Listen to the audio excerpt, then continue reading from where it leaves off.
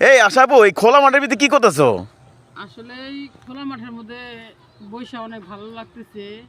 আসছিলাম, মাহিন বলতেছে যে আন্টি আমাদের এই দেশের গাছ এই চাষবাস করতেছে, চলেন যাই দেখে আসি। এই যে তোমার পিছনে যেগুলো, এগুলা? হ্যাঁ হ্যাঁ হ্যাঁ, তাই বললাম যে আসলে একটু কয়দিন আগেও দেখলাম শুকনা মাঠ, হঠাৎ করে দেখি যে এগুলা জ্বালা লাগাইতেছে। জ্বালা বলে নাকি ধান বলে এইটা তা এইটা কি লাগাইতেছে। মাহিন্দের? কি মাহিন্দের?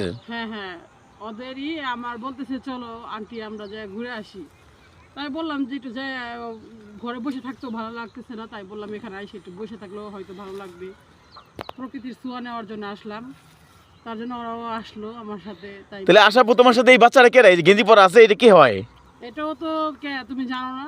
এটা কে? এটা কি হয় তোমার, এই যে বসে এটা আসছে হলো মাহিমার সাথে? সবসময় মাহিমার সাথে থাকে। মাহিমা একা থাকতে চায় না, তার জন্য মাহিমার জন্য ওকে রাখি আমার সাথে।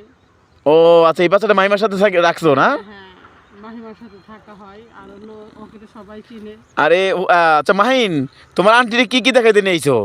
এই যে আমাদের বাড়ি ওই জায়গায় চাষবাস করতেছি আমরা, ওসব দেখাইতে আনছি আন্টিকে।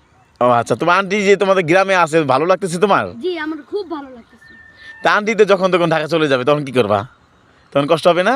জি তাহলে এই যে খোলা মাঠে বসে আছো, তাহলে এই খোলা মাঠে একটু যদি মনে করো সুন্দর মধ্যে একটু কোরআন তেলাওয়াত করো, তাহলে কেমন লাগবে? খুব ভালো লাগবে। তাহলে একটু বলো তো কি শুনি। আউযু বিল্লাহি মিনাশ শাইতানির রাজীম। বিসমিল্লাহির রহমানির রহিম। ولا تقولن لشيء إني فاعل ذلك غدا إلا أن يشاء الله واذكر ربك إذا نسيت وقل عسى أن يهديني ربي لأقرب من هذا رشدا সাদাকাল্লাহুল আযীম। আসলে ভালোই লাগলো কোরআন তেলাওয়াতটা শুনে। আসলে এরপরে যদি আমার কোনোদিন সন্তান হয়, তাহলে বলবো এটা ছেলে সন্তানই জানি হয়।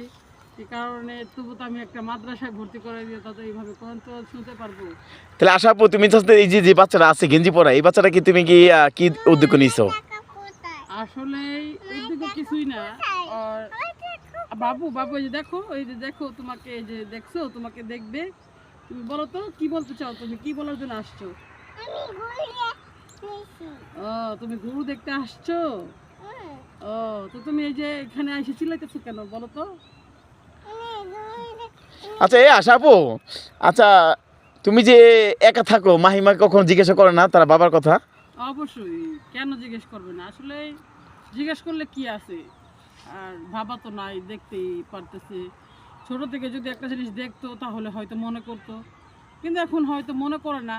কিন্তু অবশ্যই তো সবার বাবাকে নিয়ে যখন যায় তাহলে তো হয়তো বুঝতেই পারে যে বাবার মানে শূন্যতাটা, তো যেরকম বাবার যে ভালোবাসাটা পেতো এই ভালোবাসাটা পাচ্ছে না। আসলে কষ্ট দেয়, এটা কি বলবো, বলার মতো না।